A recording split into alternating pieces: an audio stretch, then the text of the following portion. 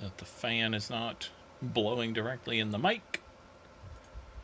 And we shall begin.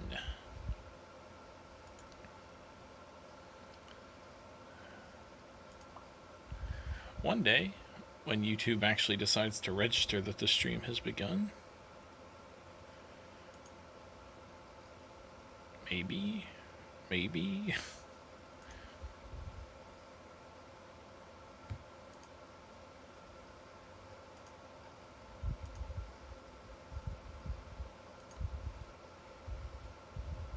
There we go.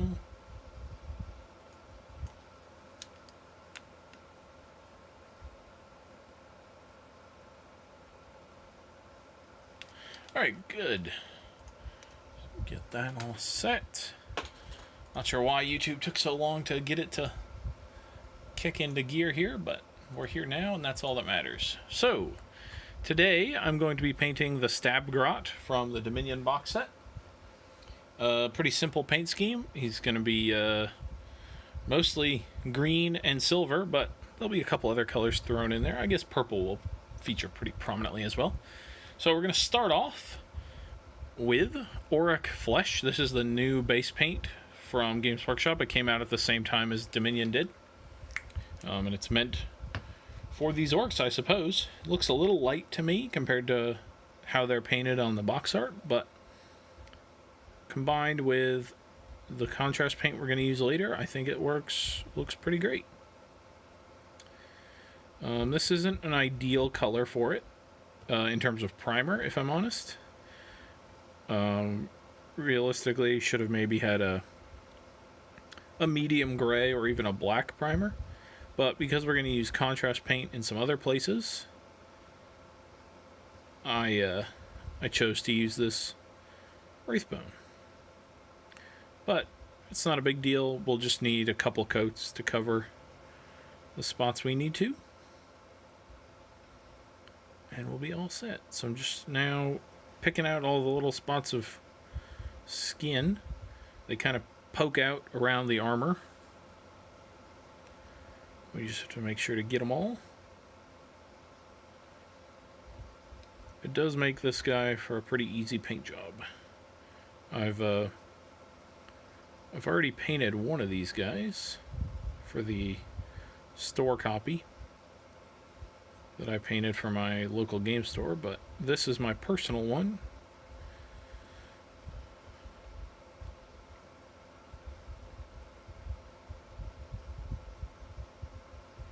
This, for the store copy, for my local game store, this was actually the last miniature I painted. I forgot about him on the unpainted shelf and finished everything else completely, and then realized, whoops, never painted the Stab Grot. And to forget about the hero of the whole box, it's quite something. Alright, so we'll let that kind of first coat and a half dry, and we'll move on to the shield.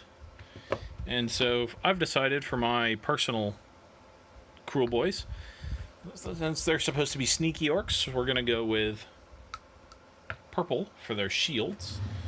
Just realized I need to find one more color. There we go. So yeah, we're going to go with purple. Basically anywhere that they have this sort of face modeled on them will be purple. So for him, it's just going to be the shield. So I'm going to start with Gene Stealer purple and just paint the whole shield.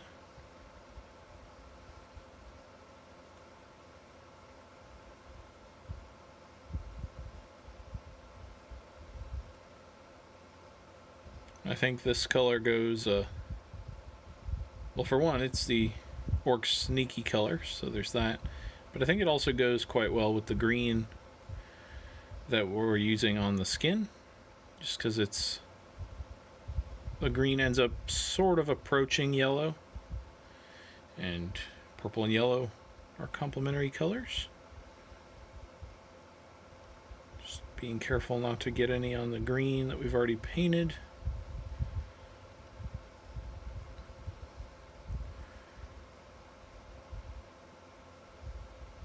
Go.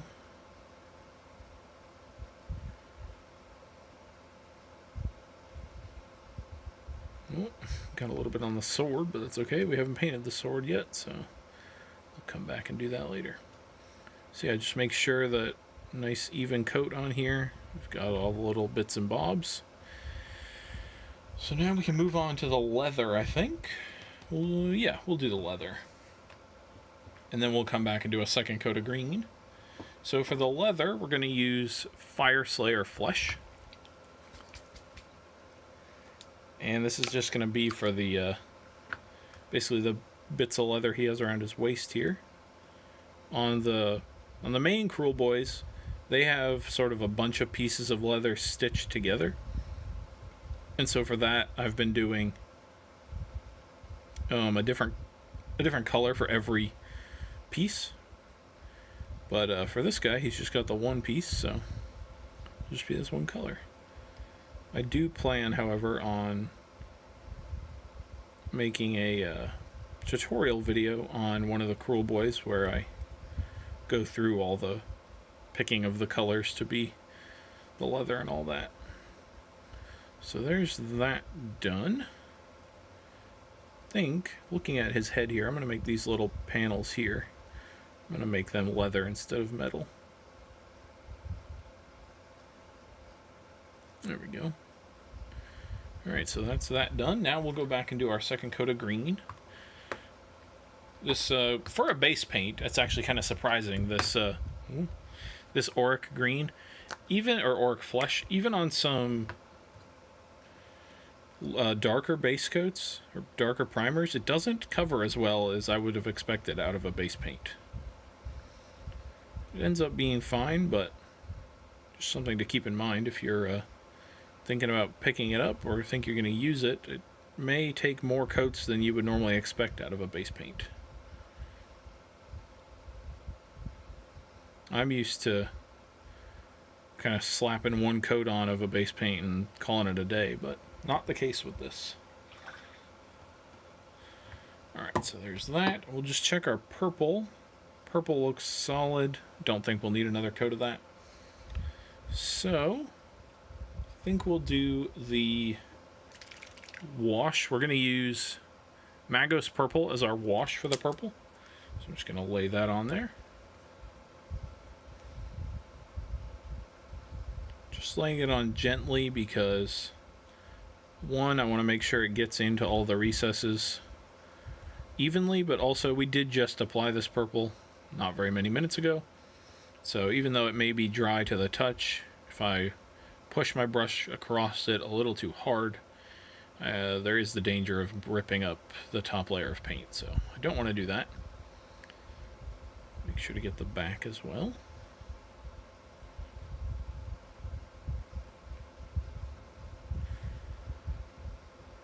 And some of you might be screaming at the screen, why didn't you paint this guy in sub-assemblies? And annoyingly, the way the shield arm connects to him, you'd have to basically leave the entire miniature in pieces. Technically, you could cut the shield off and leave it separate, but I was not going to do that, so that's why. But for a lot of the Cruel Boys and the Stormcast, actually, the shields are very easy to remove. You can just leave them off, and then go in and paint, like, for instance, this guy sitting here, they're basically all like this. The Cruel Boys and the Stormcast. You can just pop them off, paint the dude, paint the shield, pop the shield on, and you're all set. But for this very specific model, you can't do that as easily. So that's why I didn't. Now, we're going to go to the kind of the straps that you see, the rope or whatever it is, and we're going to use Rakarth Flesh for that.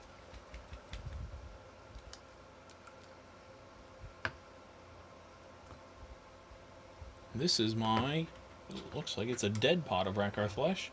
So we'll grab a working pot of Rakarth Flesh, throw this one away, and try again. There we go.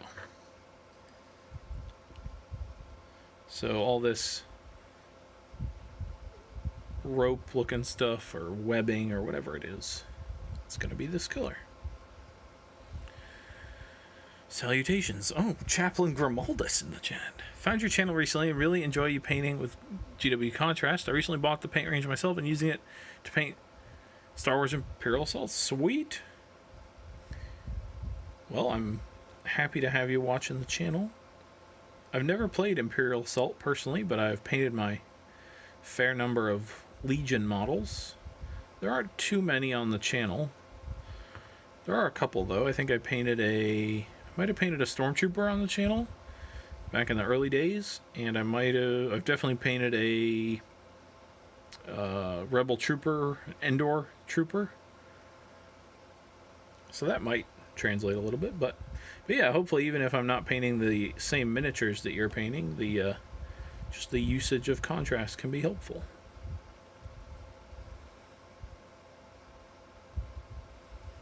I actually find that I enjoy watching other YouTube videos of people who are painting miniatures that I've never heard of, so that I'm not tempted to use the ideas that they put out in their video on those exact same models.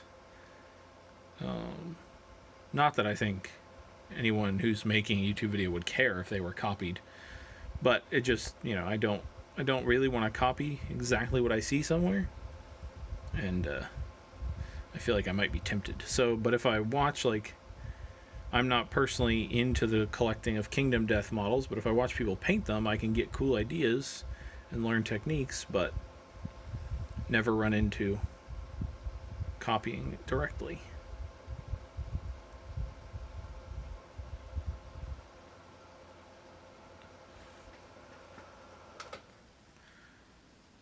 So just making sure. Oh, we've got this right here, this bundle of rope.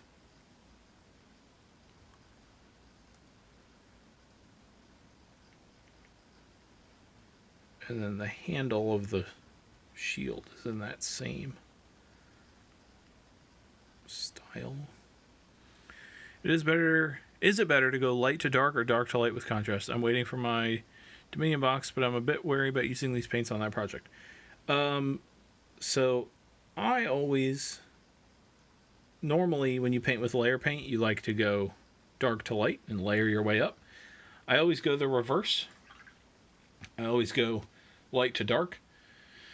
And that's simply for speed of painting and basically allowing yourself to mess up. Like, for instance, if I'm going to take this for an example, you can see here I used Fireslayer Flesh, and I was really messy, and it got all over this. If I was then going to use a lighter contrast color, you're going to see those mistakes showing through that contrast.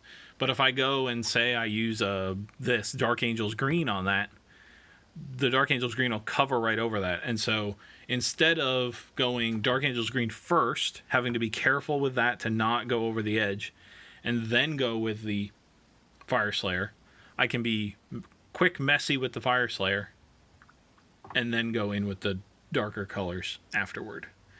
I think you could probably do it either way and it would work just fine, but that's just personally how I like to do it. We're going to go on to the wash for the skin now. We're going to use Plaguebearer Flesh for this. I found that this Plaguebearer Flesh, these two colors, the New Auric Flesh and Plaguebearer Flesh, align so well with each other. The Plaguebearer Flesh just shades it almost exactly.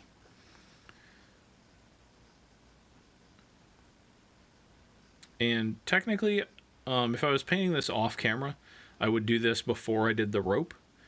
But because our skin was still drying, I needed something else to paint, so I did the rope first. But if I was not painting it on camera and needing, don't want to just sit here watching paint dry, I would have done this before the rope, for the reasons I just talked about. I could be quite messy with this, and then just with the rope color, just paint right over the top of it.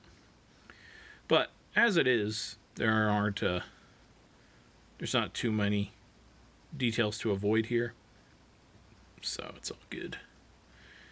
But as far as using contrast on the Dominion models, I unfortunately didn't get to make very many videos because I was trying to paint 60 miniatures in 8 days.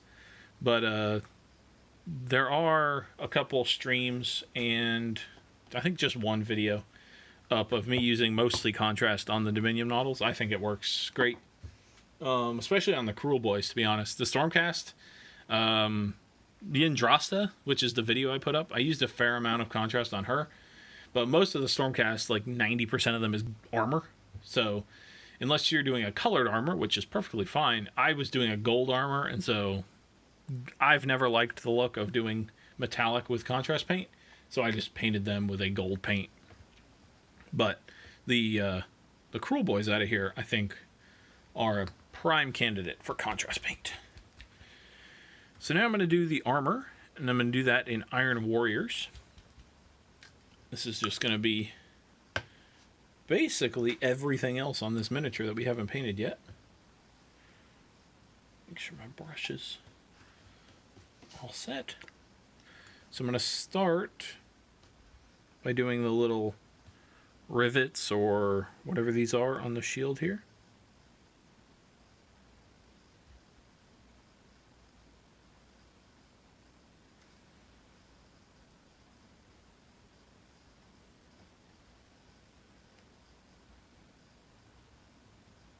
There we go, and then a couple little ones right here, and two right there.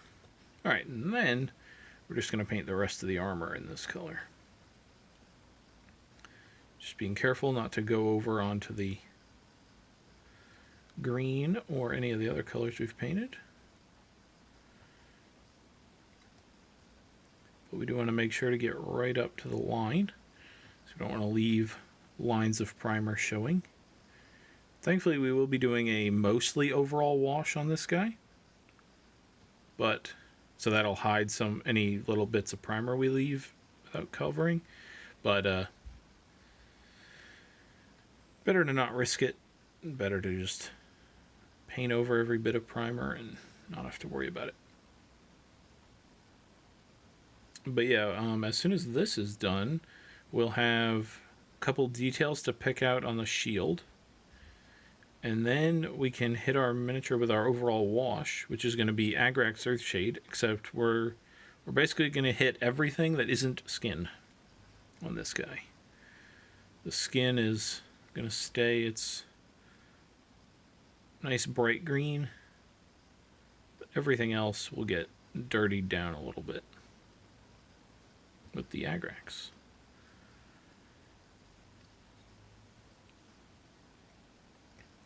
Something in my eye.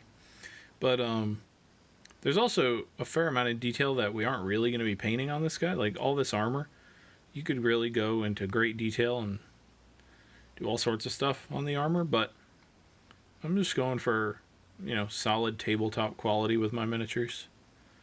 So I'm not super worried about it. But it's also something that I've talked about a lot before, is that you can quote-unquote finish a miniature to tabletop standard and then just come back and keep working on it. And so you could paint your whole army to battle, or to, yeah, battle ready or tabletop, however you want to say it. Ooh, stay on camera, maybe. And then come back one at a time over the course of 10 years if you wanted, and slowly work everything up. But until then, until you do that, at least you would have a fully painted army, as opposed to going the extra mile on every miniature one at a time. Because then you spend years with no painted armies.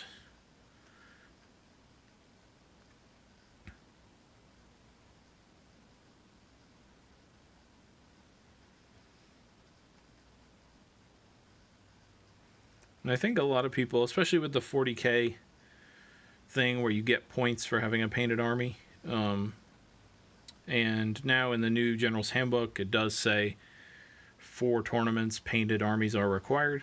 I think a lot of people get wrapped up in that idea about, you know, you have to have your army painted so you can play in a tournament. And while I don't necessarily disagree with that idea, I more go for a fully painted army just because it feels really good. Like, if you've been playing miniature war games your whole life with partially painted or an unpainted army, and then you get a full army done and play with it, it feels awesome. So, even if you have a bunch of people who are like getting on you to paint your stuff and hounding you, don't do it for them. Do it for yourself, and you'll be happy you did. So now we're going to do 2 details on the shield. So first is going to be his eyes. We're going to do that in Ushabti bone.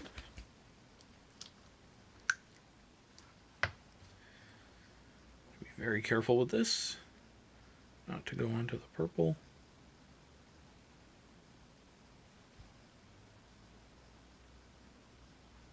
And if the shield had teeth, I would paint them in as well. This has, you could say those are teeth, but they're not teeth in my mind. His mouth is closed, the shield's mouth is closed, and it's just, it's like his lips are zigzag for whatever reason. But now we're going for Dechala Lilac, and we're going to basically paint in the face on this shield, so just where the face is. So it'll be up here on the forehead, like this, on the nose,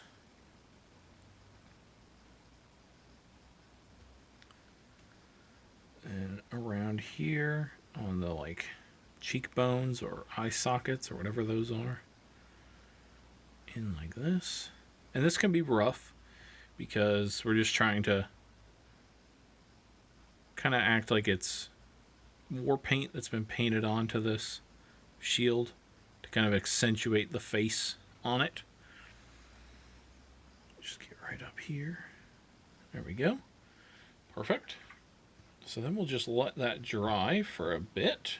And I think we are just about done, really. We're going to put the wash on. But while we're waiting for that to dry, we are going to use Agrax Earthshade. But while we're waiting for him to dry, here's this is the Killaboss that I painted the other day. I didn't do it on stream. I actually might not even have posted it on this channel at all. So this may be everyone's first time seeing it. But this is what I was talking about with the stitching here. How he has different pieces of leather stitched together. So for those, I used a different color of brown for each one.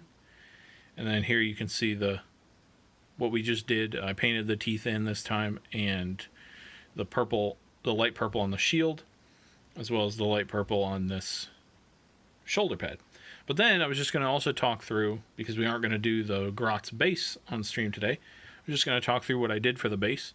So this guy had a bit of a sculpted base, so I just used some texture paint, Armageddon Dust, to fill in around that modeled part. Then I painted it all with Cygor Brown. I painted the Dead Stormcast here with Retributor Armor rather, and then Calidor Sky for the blue, and Stormhost Silver for the silver parts. Then over the top of the whole base, I did Fireslayer Flesh. That's what gives the gold this kind of rusted or bronzy sort of look to it, patina. Then I took Militarum Green and stippled it around on the base and on the Stormcast guy, so there's like mold or moss or something growing on it. Then I just painted the cattails with Mournfang Brown for the stalks, and I actually used the new paint. It's called like Thondia Brown. Yes, here we go, Thondia Brown. But it's basically that other brown they already make, Stradbark, but I had it, so I used that. And then I put some tufts down. I used some Gamer's Grass tufts, yellow flowers, and light green shrubs, I believe. And then put some Agrax Earthshade into those tufts to swampify them a little bit. And then I took some UV resin from Gamer's Grass and put it around here, so looks like there's some pools of water or puddles or something. And then painted the base from black, and that was it. So that's how I do the bases for these guys. And this guy now should be dry enough, I think. We'll risk it to get some Agrax Earthshade on him. So we're going to put this, again, everywhere that is not skin. So I'm just going to get it on the shield here. And then if it tries to pool on this light purple, I'll just come back and stipple it off with a clean brush. Still want it in the recesses, we just don't want it covering that light purple. So then we'll put it up here as well, get it all over the armor. Make sure to get it in there on the chest.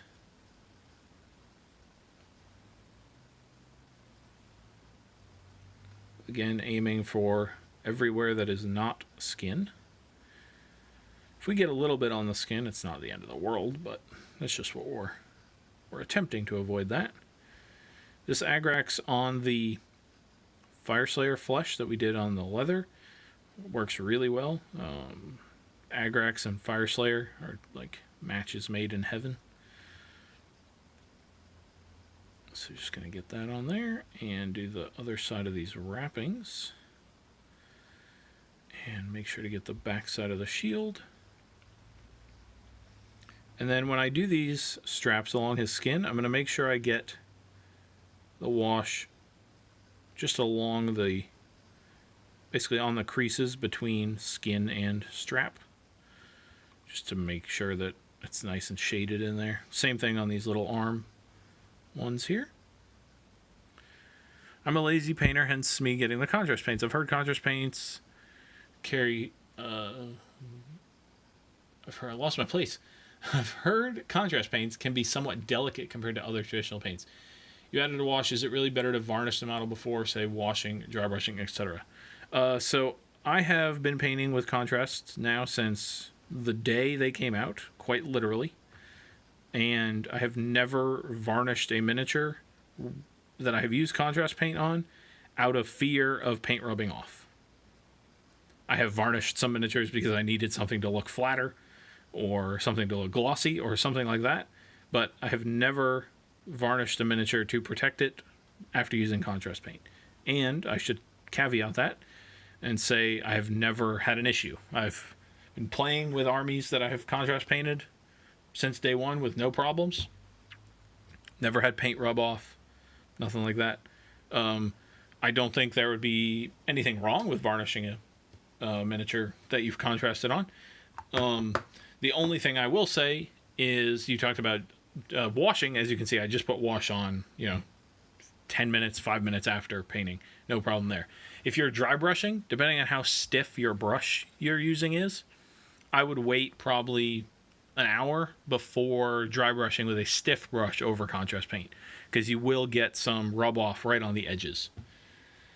But otherwise, never had an issue. Mostly for me, I didn't paint his nails, I just realized. I'm going to go back in with Ushabti Bone and paint his nails. The only thing... I've lost what I was going to say. I don't remember what I was going to say. Hopefully I'll remember in a second while I'm painting his nails in. I remember what I was going to say. Unless I really need a miniature protected for some reason, and I think the paint won't do a good enough job itself, I'm always wary to put varnish on a miniature because I'm afraid it's going to ruin the finish. I know it's kind of like a freak accident and it probably won't happen, but because I've never had issues with paint rubbing off, I've just never done it. If in the future I start picking up my Cruel Boys and paint's rubbing off all over the place, then I'll probably make a video about it. And two, then I will find the varnish that won't ruin the finish of these contrast paints. But for now, they're just going to rock it with their contrast paint and wash. But yeah, that'll do it for this stream. Eventually, his base will end up like this guy. So he'll match. He actually is the guy who goes with him, so they'll be palling around together, making my gut rippers not run from morale. Battle shock, whatever. And then this guy also needs a base. I'll probably paint up all these guys and base them all together. I just wanted to show off this guy. He's one of my Hobgrots. I was pretty happy with this. I'll probably stream a painting of one of these guys, but just a super quick thing. This skin on them, I did Magos purple and then End in yellow over the top of that. And that's how I got this nice yellow color that took me all of 10 seconds per coat because it was contrast paint. So yeah, thank you everybody for watching. I hope you enjoyed this Stab Grot. And I will be back. Oh, that's right. Next week, I am going on vacation and most likely will be unable to stream on Monday. Probably will be able to stream on Wednesday. Then Again, probably on the following Monday I will be able to, and maybe not on the following Wednesday, but we'll figure it out. At the very least, I will be back a week from today. Hopefully between now and then I'll be able to get a video up. Not sure if that'll be possible, but we'll see. But again, thank you everybody for watching, whether you watched live in person or are watching sometime in the future. I